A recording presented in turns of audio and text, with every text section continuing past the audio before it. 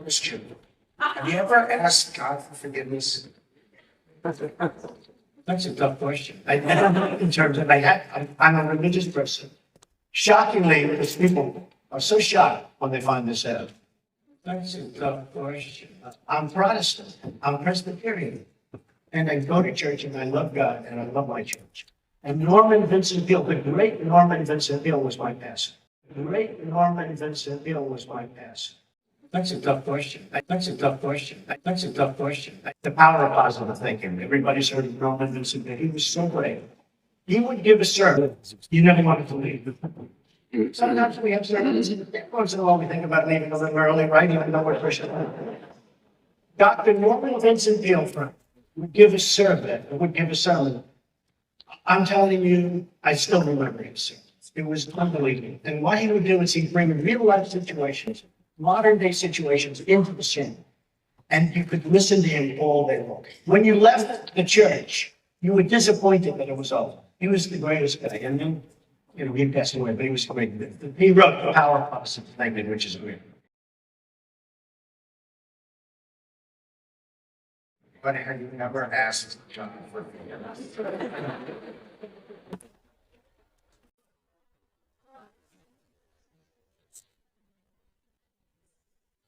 I'm not sure.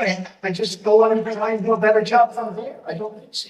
I think if I do something wrong, I think I just try and make it right. I don't bring God into that picture. I don't.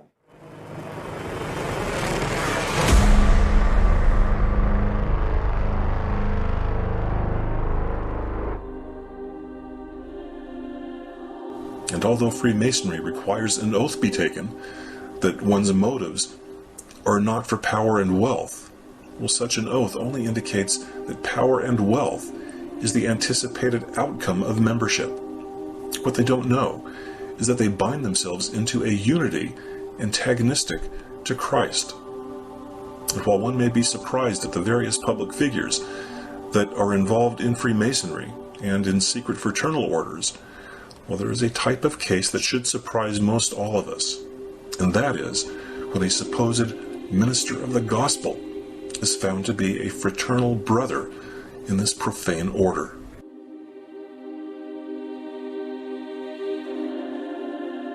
When any history is written of this century, or social changes, or self-analysis, or the practical application of theological principles, or oratorical skills, or the use of media, or the innovative approach to religion versus practical daily life, I think Dr. Peale's name will always be remembered, and always will be remembered favorably.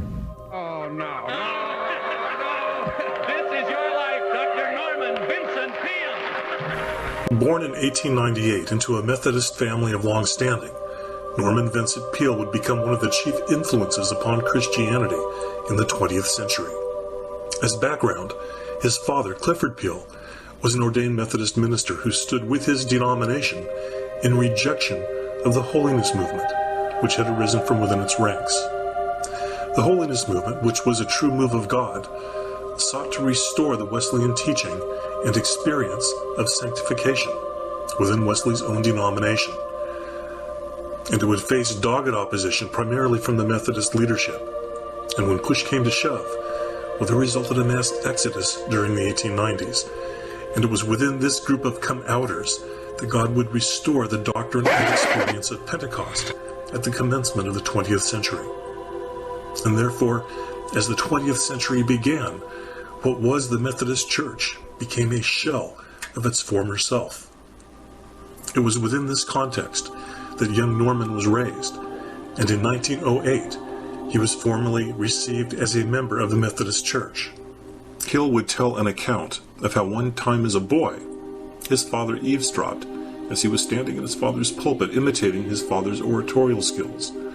Quote, his father, in the shadows, overheard him and praised him for his talent, observing that Norman had the ability to surpass him if he took himself out of the picture and put Jesus in the center.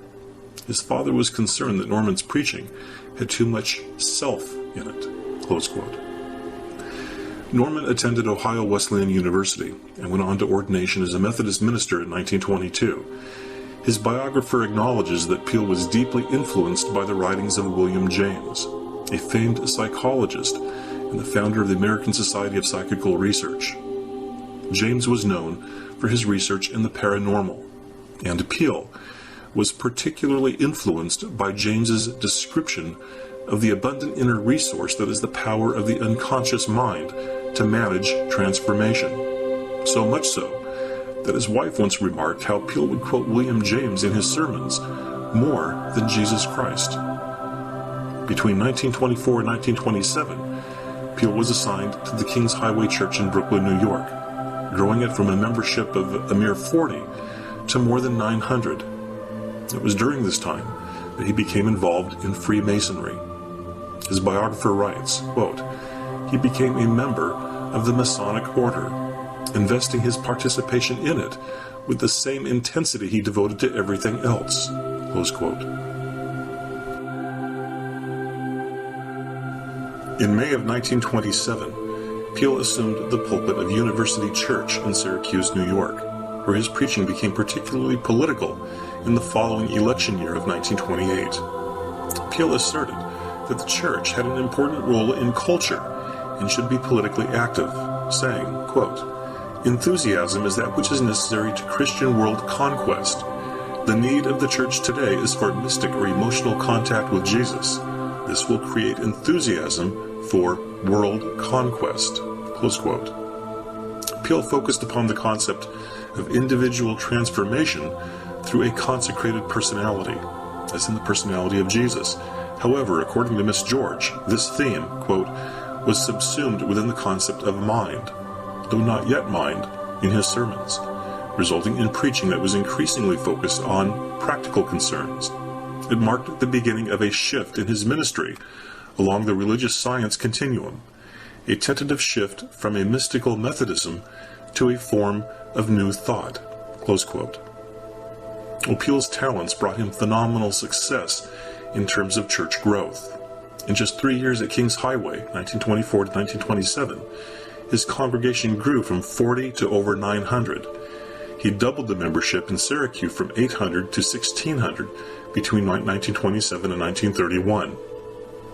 In 1930, Peale married Ruth Stafford, a student at Syracuse University.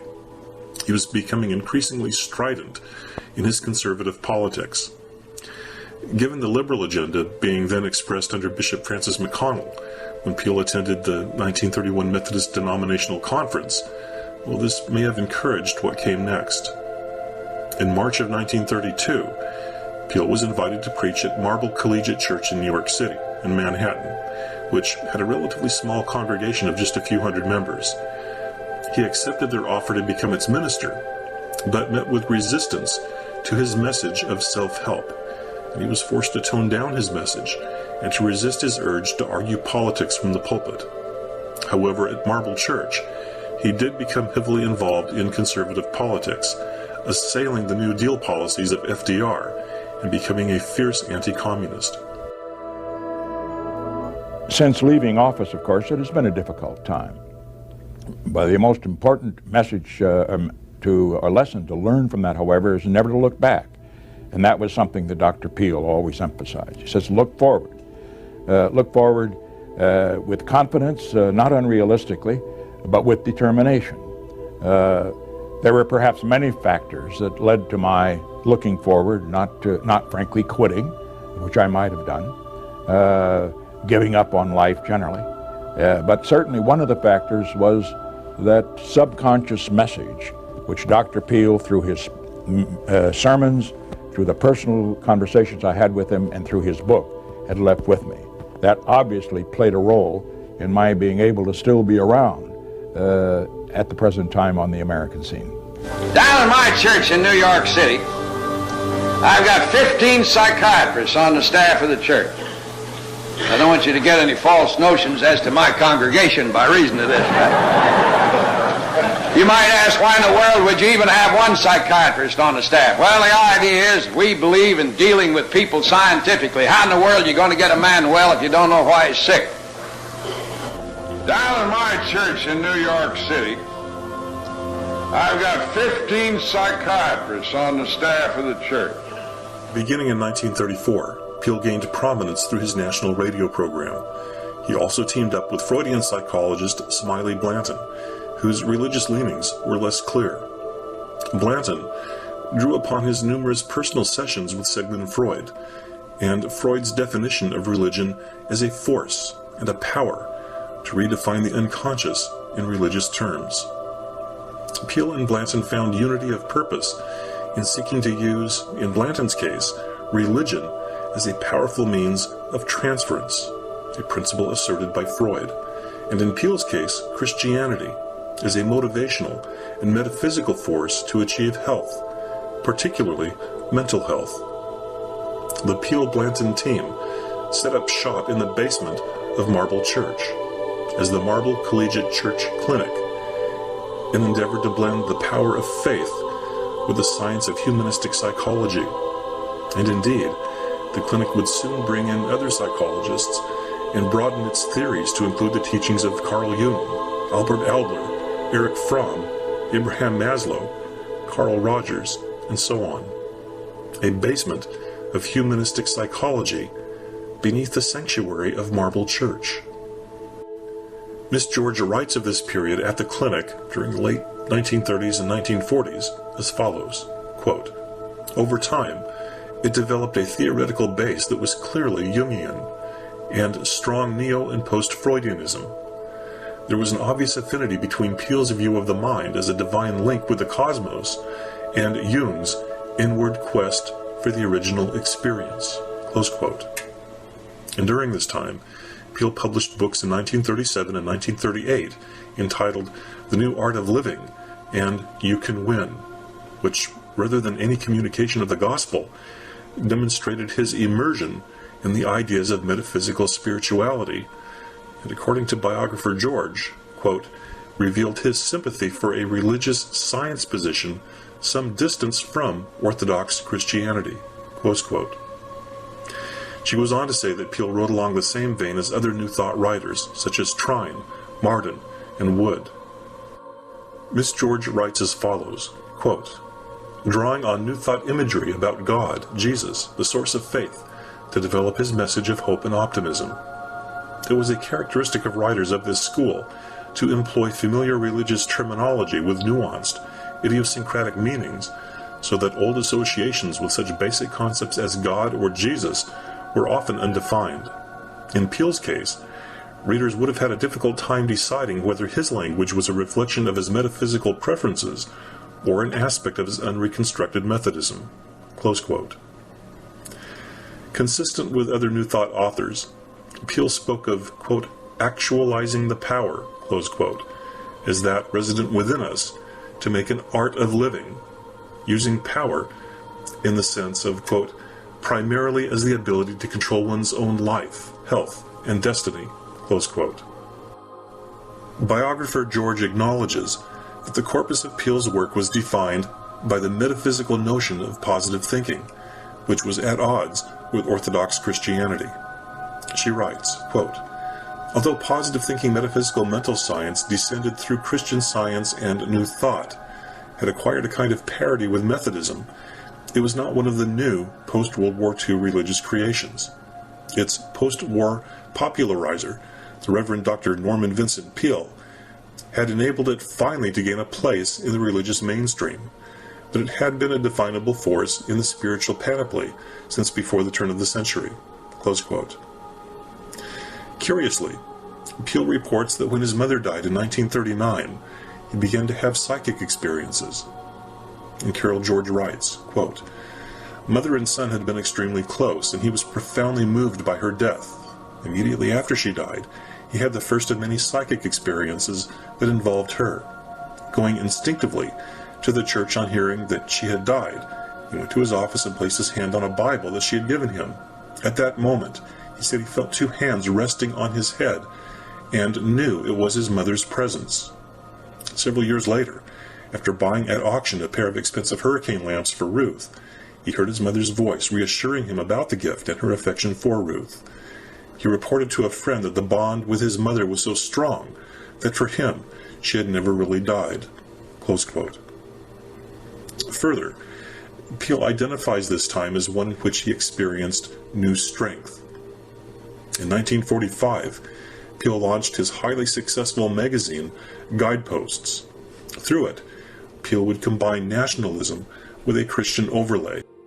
Now, we had invited a woman to this meeting, and you probably wonder why, and I can enlighten you, because on one previous occasion, this woman had donated $2,500 cash money to Guideposts. And we figured that maybe lightning might strike twice in the same place.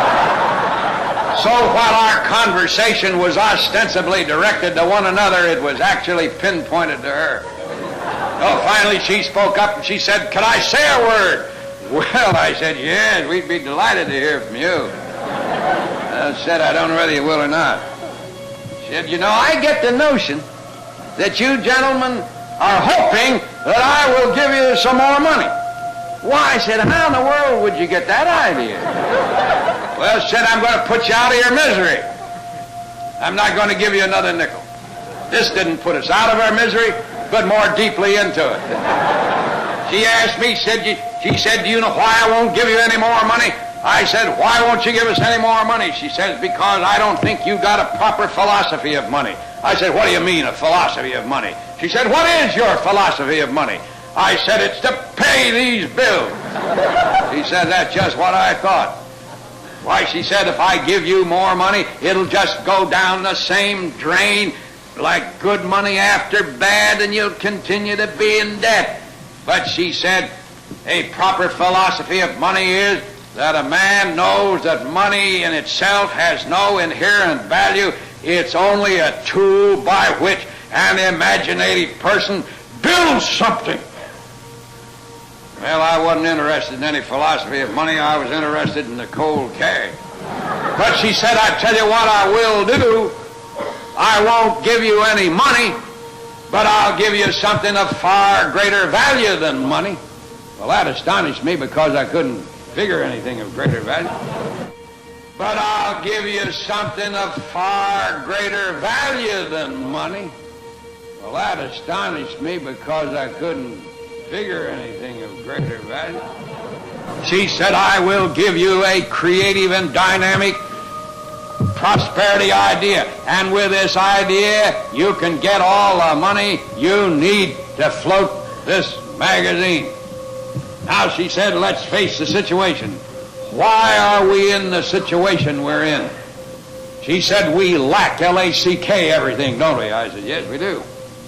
Well, then she asked, "Why do we lack everything?"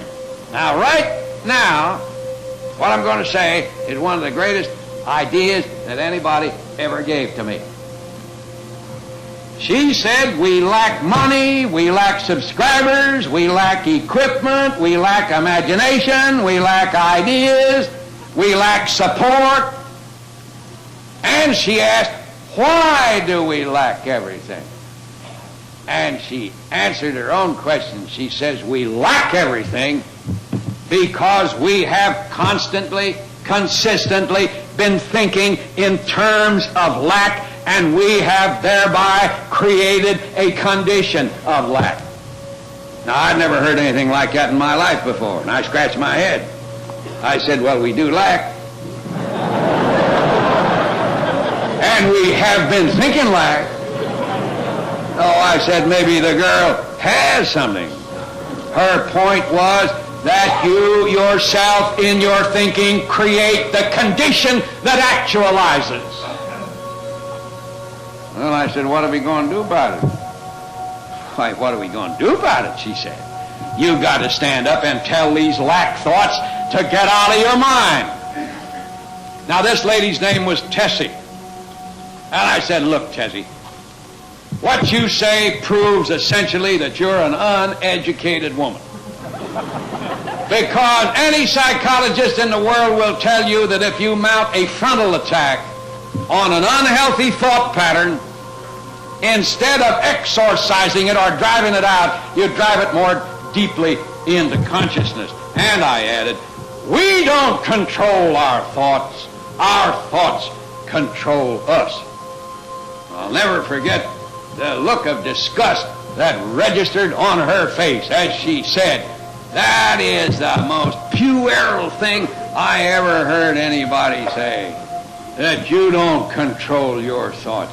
And she asked me, "Don't you remember what the great Plato said?" Well, frankly, I hadn't the slightest idea what the great Plato said. But I didn't want to reveal my ignorance, so I said brightly, "To which of the many familiar statements of Plato do you refer?" She said, "I refer to the one you never heard of in your whole life." I shall never forget hearing Tessie say what Plato said. And this is it. Take charge of your thoughts. You can do what you will them.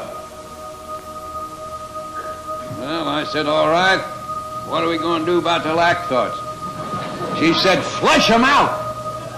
I said, "When do you want us to flush them out?" She said, "Right now." So we sat there for 15 minutes flushing out these lacks, which I'll recommend as a good daily exercise. "All right," she said, "you can stop flushing now. Your minds are empty." Which in your case, she added, didn't take very long. Now she said that your minds are empty. You've got to act fast, because the human mind will not for long remain empty. And these lack thoughts are sitting out here now, ready to get back in where they've been so hospitably received for so long. The only way you can keep them out is to substitute something, and substitute it fast. Now she said, "I want to ask you a question. Would you like to have a prosperity dynamic thought substituted for the lack thoughts?" I said, "I sure would." "All right," she said, "how many subscribers do you need to keep this magazine going?" I didn't know, but I pulled a figure out of the air. I said 100,000, I believe, would do it. She said, "You have 40,000. I said, "Yes." "You need 60,000 more." I said, "Yes." "Smart girl. Go to the head of the class." "All right," she said, "do you want that 100,000 subscribers?" I said, "We certainly do." "All right," she said, "I want you to look out there, and I want you in your mind to see 100,000 people who have paid a subscription for Guideposts." And I looked out and I said, "They look mighty dim." Then I happened to turn around and I looked into Tessie's eyes.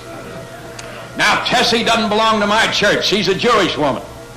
One of the greatest combinations of spirituality and sagacity I ever knew in my life. I looked into her eyes. She's just diminutive. Big black eyes, however. And as I looked into her eyes, a phrase crossed my mind. The exalted look of the believer. There is a kind of personality that appears once in a while in this world called the believer. And he it is who sweeps everything before him. He believes great things into being. And the minute I saw this believer look in her eyes, I saw reflected there, I actually did, so help me, my 100,000 subscribers. And I leaped to my feet and I said, "What do you know? I see them! I see them!" And she leaped to her feet and she says, "Isn't that great? Now that we see them, we have them." I said, "How's that?" "Ah, yes," she said, "now that we see them, we have them." And she added, "Now let's get down on our knees and thank the Lord that he's given us 100,000 subscribers." Well, now, friends, I'll pray with anybody at any time. And I got down on my knees with Tessie. But privately, I thought it was sure pushing the Lord awful far. But I want to tell you something. You should have heard the prayer Tessie offered. I've heard some of the littlest prayers in my lifetime. I've offered some of them myself. But this was a terrific prayer. She didn't ask the Lord for anything. She thanked him for everything in advance.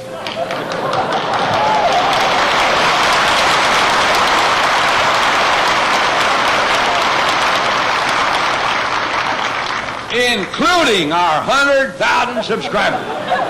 And I got so excited, I could hardly wait for her to say amen. And the minute she did, I leaped to my feet and looked down to where those bills had been. And there they still were.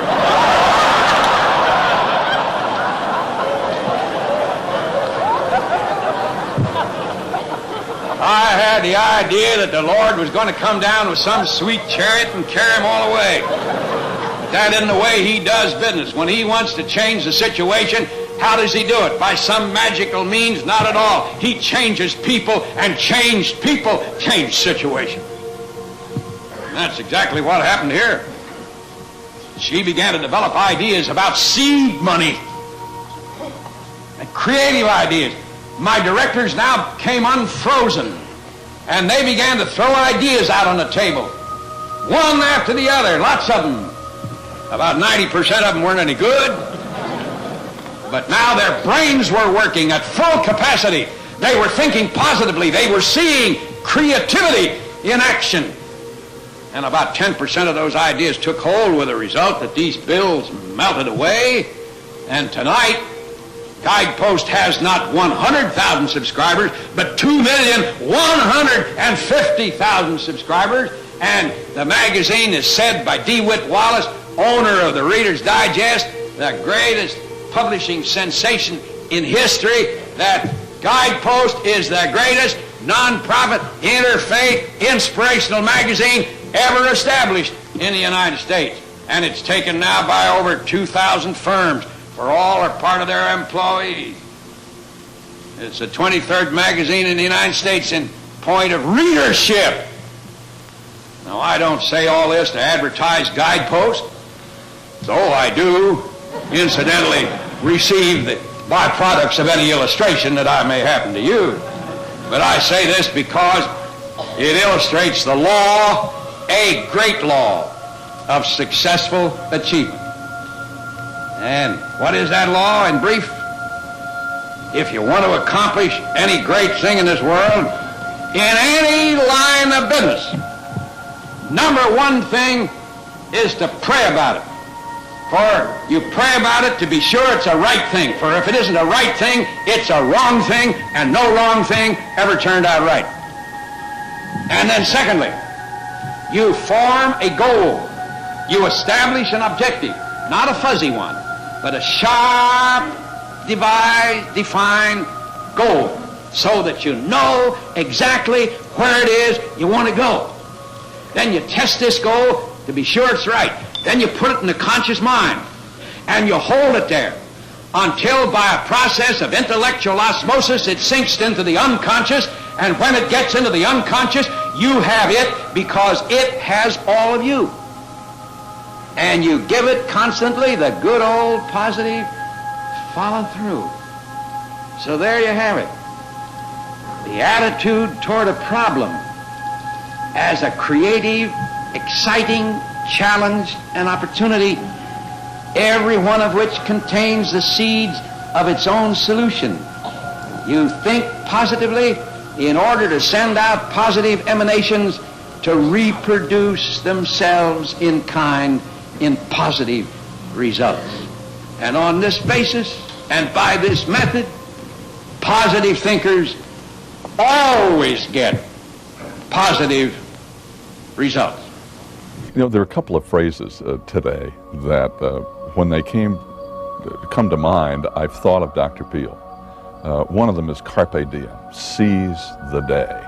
And whenever I see or hear that expression now, I think of him, because I think if Norman Vincent Peale had a battle cry for people to live their lives, that might be it. Carpe diem, seize the day.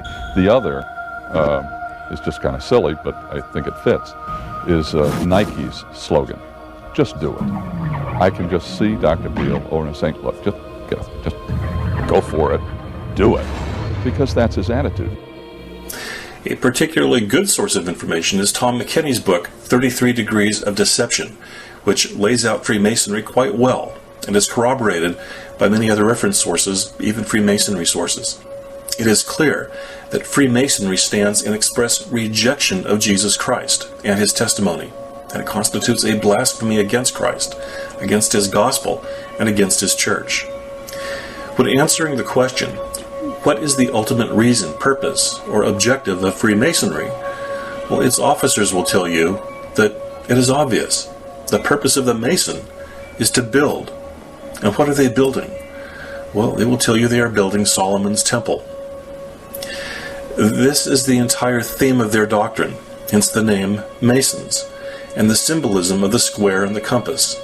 They are builders by their own profession, hence the elaborate secret initiation ceremonies in which they role-play the death and resurrection of Hiram Abiff, a mythical figure who they correlate with the Hiram mentioned in 1 Kings chapter 7, who fabricated the temple's bronze work. In fact, there is nothing to suggest that Hiram himself built anything as far as the temple's actual construction. So really, this Hiram character is himself a fabrication. He is, however, critical to the Masonic religion, as he personifies the Christ figure, that is, a false Christ, of Freemasonry. To the Mason, this Hiram Abiff is the chief builder of Solomon's temple. But for the Christian, it is Jesus Christ, through the means of his Spirit, who builds God's temple. Recall God's prophecy to David. And when thy days be fulfilled, and thou shalt sleep with thy fathers, I will set up thy seed after thee, which shall proceed out of thy bowels, and I will establish his kingdom. He shall build a house for my name, and I will establish the throne of his kingdom forever. Of course, this is a reference to Jesus Christ. And how is God's temple built? By the Spirit of Jesus Christ.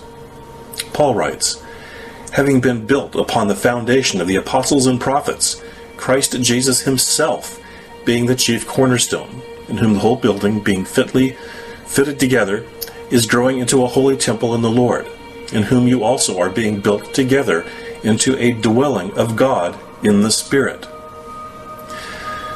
The Christian hope is in the life, the death, and the resurrection of Jesus Christ, believing in his person and his work on the cross. By doing this, the true Spirit of God may build God's temple, and any other formulation is counterfeit. They build a counterfeit temple by a false and demonic spirit, which is essentially what occurs whenever the earthly affairs of men become spiritually empowered. And in fact, this is the danger of living a life unmindful of God. The danger is that spiritual forces begin to act, which in fact empowers us in a wayward path.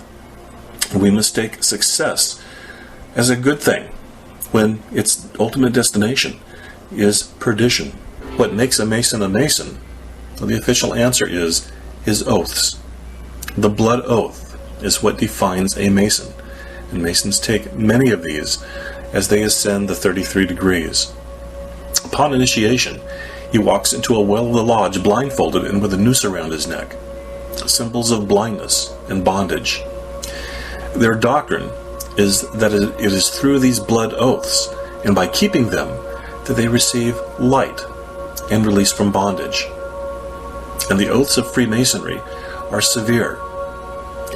They are taken upon the pains of a tortuous death, summoning allusions to having one's chest ripped open, bowels torn out, eyeballs pierced, and various allusions to a horrific, painful death. The oaths of Masonry are also worded in strange ways that appear to endorse bold immorality. For instance, the oath of a Master Mason states, I will not violate the chastity of a Master Mason's wife, his mother, sister, or daughter, knowing them to be such. Well, the clear inference is that one may violate the chastity of other women. Well, again, it's incredible to say, but it's true. Napoleon Hill himself says it. I didn't make it up. That he got the formula of success that he gave to the world. He was chosen by the masters of a school of wisdom who can disembody themselves and who materialized in his study and told him he'd been under their guidance. he gave a formula of success that they gave to him, to the business world, which became the foundation of the whole success, motivation, positive mental attitude world out there. Yeah, Clement Stone picked it up and put it into PMA. And what did Clement Stone say? What were some of the things that he said concerning what Hill Well, that said? was a book that W. Clement Stone co-authored with Napoleon Hill, Success Through a Positive Mental Attitude. And this positive mental attitude is the secret to the whole thing, because they said that our minds basically have all the power to create our own world. Well, God put a power into words. They're a very important part of our life. It's how he spoke the universe into existence. He created the worlds with the spoken word. And when we speak with our spoken word, we create in a sense, we create a life around us. And still others have simply such a negative mindset that they live a miserable life, and they bring upon themselves the very negativity that they're thinking about. And along with this, brethren, it's our thinking patterns. It's intricately connected. How we think has a bearing on our relationships. Getting along with ourself. Sometimes we don't get along with ourself. We don't love ourselves because we fill our minds with evil thoughts. The thoughts we have the power to give life or death. So this positive negative, you won't find it in the Bible. Now, of course, that rings a bell with ideas like positive thinking, because you see, the power is in our minds. And so if we think positive thoughts, or if we think negative thoughts, it's gonna make us what we're thinking. And when we speak with our spoken word, we create in a sense, we create a life around us. And that life can be a life of victory and positive things if we choose to obey God. And if we dabble in lies, deceit, hate, gossiping, tale-bearing, words of anger, pride, and all the other things associated with works of the flesh, that's the kind of world that we're going to create around ourselves. There's an unknown power, in a sense, in the spoken word that God has given to it, and each word comes out with a powerful force. You stop and think about that sometimes. At some point in your life where someone has said something to you that's either encouraged you tremendously or devastated you. Maybe it's just a word or two, or maybe it was a look and a grunt. But there is power in the words that we use. So the whole thing centers in self, and this is what the human potential movement is about, that we have an infinite power within us. You think of Bill Clinton. I was watching television yesterday, and he's over in China, and he's so smooth.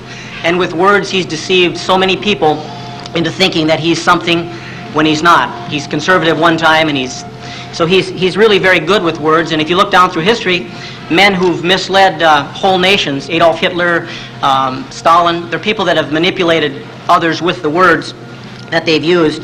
So this idea of you got to love yourself, you got to have a high sense of self-esteem and so forth has come into the church. Now that began with another man, even earlier than Napoleon Hill, from the same source. His name was Friedrich Nietzsche. Nietzsche, of course, was a primary inspirer of Hitler. It was Nietzsche who said, your problem is that you don't love yourself enough. You actually hate yourself.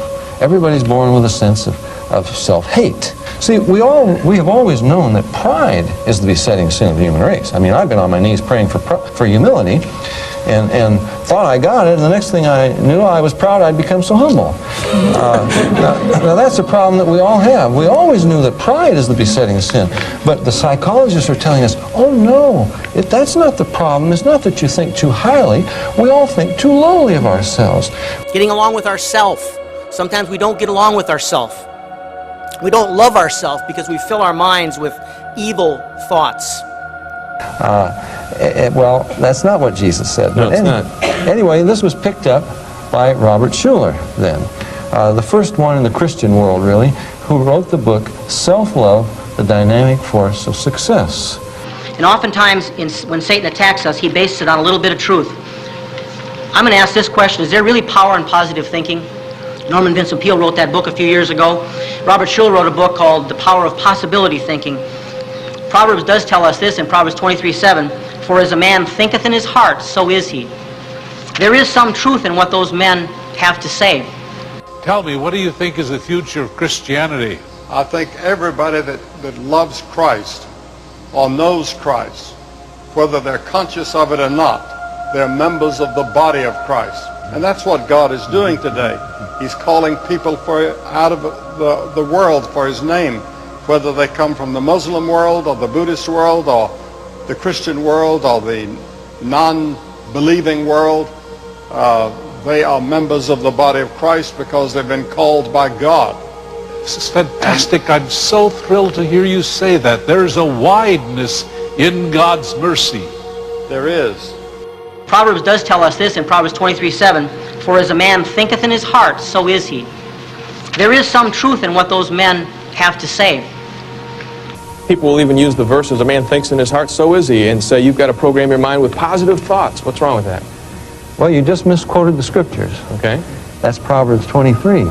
And Solomon is giving a specific example, and he's saying to his son, you know, after I'm dead, and you're head of state, and you're out there hobnobbing with big wheels, you know, kings and so forth, and they invite you into a feast, and this man says, eat up, and, you know, fill yourself, and we'll be buddies, and we'll make a pact, and so forth. Don't believe what he says. You cannot go by what he says, by his words, for as he thinks in his heart, so is he. Far from telling you that you can change yourself by changing your thinking, he's warning you that you don't know what is really going on in a person's heart, and you better be very careful. And yet we use that verse all the time to reinforce the fact that if you can change the thoughts in your mind, you can change yourself, which is not even biblical. Philippians 4:8 is the prime verse used to emphasize what God wants us to do with our mind. It's the positive thinking verse, I guess, as I always refer to it as. Philippians 4:8. Finally, brethren, whatever things are true, whatever things are honest, whatever things are just, whatever things are pure, whatever things are lovely, whatever things are of good report, if there be any virtue, if there be any praise, think on these things. The thing about that is that if we'll do that, Satan will never win. If we'll just think about positive things all the time, the good things in life. They don't do what Philippians 4:8 says. And what we're talking about is positive biblical thinking, brethren, not merely worldly positive thinking. Satan was perhaps the biggest, most well-known positive thinker of all time.